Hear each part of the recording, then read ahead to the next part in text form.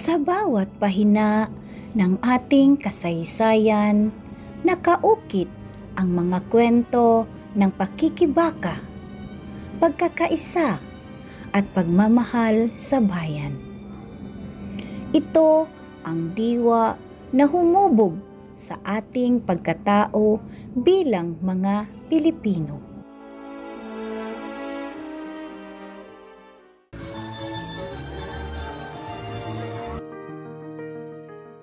Ngunit, ang kasaysayan ay hindi lamang alaala ng kahapon. Ito'y buhay na pamana, isang kabilin na isinusulong ng kabataan. Mabuhay ang Pilipinas! Kaya naman, sa pagdiriwang ng buwan ng kasaysayan ngayong taon, ating ipinagdiriwang ang temang Diwa ng Kasaysayan, Kabilin ng Kabataan.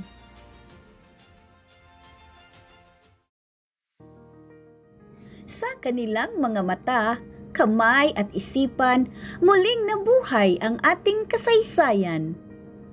Ngayon, saksihan natin ang mga malikhaing gawa at natutunan ng ating mga mag-aaral bilang patunay na ang kasaysayan ay buhay sa bawat kabataan.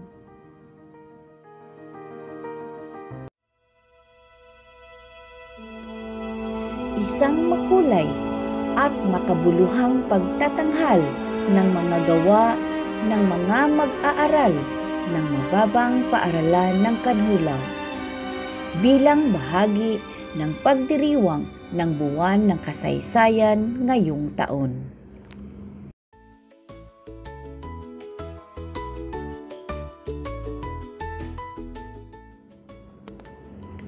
Ang ating mga munting mag-aaral mula kinder hanggang ikalawang baitang ay nagpakita ng kanilang galing sa pagkukulay.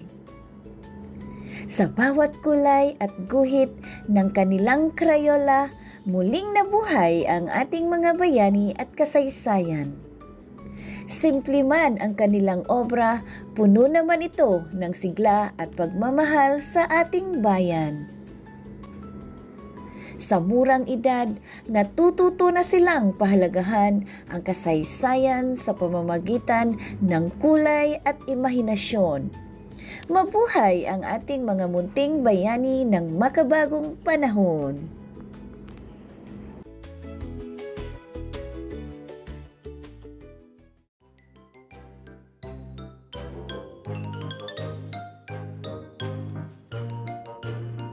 Kasunod nito, kanilang hinubog sa clay ang iba't ibang figura ng ating kasaysayan.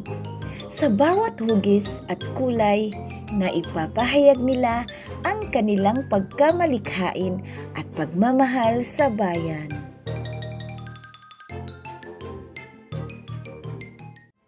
Sa murang edad, natututo na ang ating mga mag-aaral na ipahayag ang kanilang pagmamahal sa bayan sa malikhaing paraan.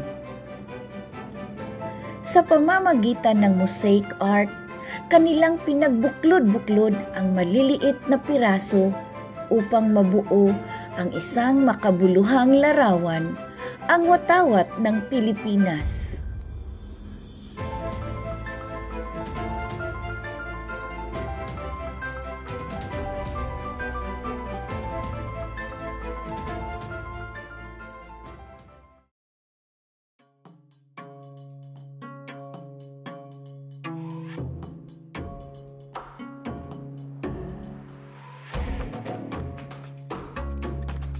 Sa kanilang munting mga kamay, nabubuo ang mga imaheng nagsasalaysay ng ating kasaysayan.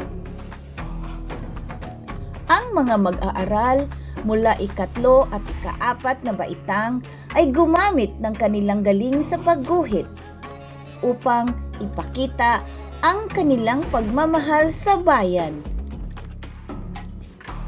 Ito ang sining na likha ng kabataan, mga guhit na nag-uugnay sa ating kahapon, ngayon at bukas.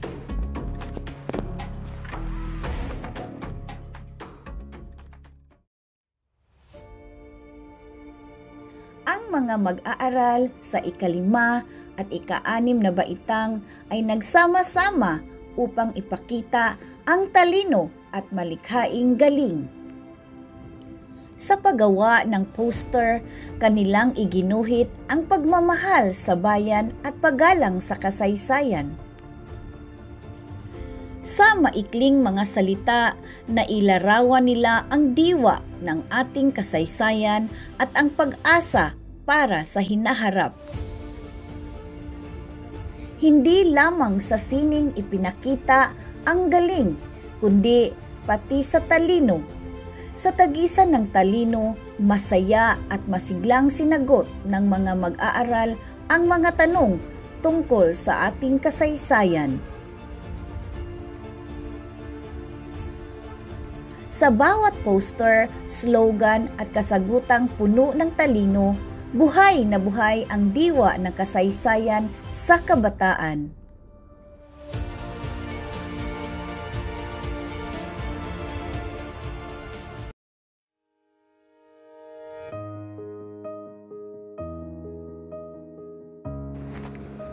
Sa kanilang malikhaing mga kamay at matatalinong isipan, ipinamalas ng mga mag-aaral ang tunay na diwa ng ating kasaysayan.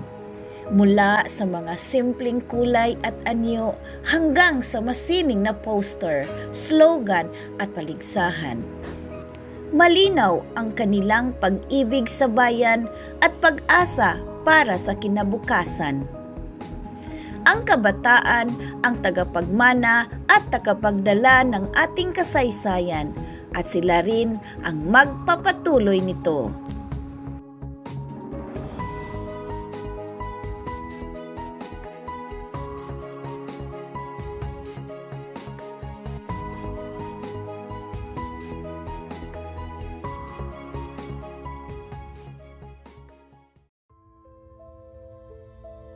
Sa loob ng isang buwan, sama-sama nating binigyang kulay at diwa ang ating kasaysayan.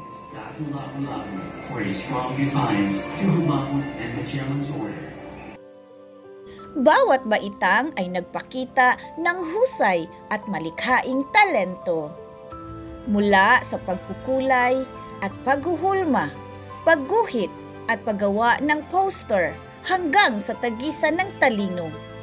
Nagkaroon din ng makabuluhang film showing tungkol sa labanan sa Mactan. At ang bawat klase ay pumili ng kanilang munting bayani.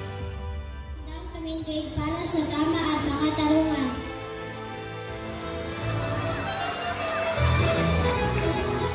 Hindi lamang mga mag-aaral ang nagbahagi ng kanilang talento, pati mga magulang at piling mag-aaral ay naghatid ng makabuluhang karanasan. Kasaysayan ay nagpapaalala sa atin ng kahalagahan ng nakaraan. Ako ng buwan at kasaysayan na mas naintindihan ang ating nakaraan. Iginawa din ang mga sertipiko sa mga nagpakitang gilas sa pagkukulay, paghuhulma, pagguhit, poster at slogan making, at sa mga nagwagi sa tagisan ng talino. Kinilala rin ang mga napiling munting bayani ng bawat klase at ang ating mga guro na patuloy na humuhubog sa talino at pagmamahal sa kasaysayan ng ating bansa. Ang lahat ng ito ay naging patunay na ang ating kasaysayan ay buhay sa puso ng bawat mag-aaral at guro. Mabuhay ang kasaysayan at mabuhay ang kabataang Pilipino. Pilipino para sa kasaysayan, para sa kinabukasan.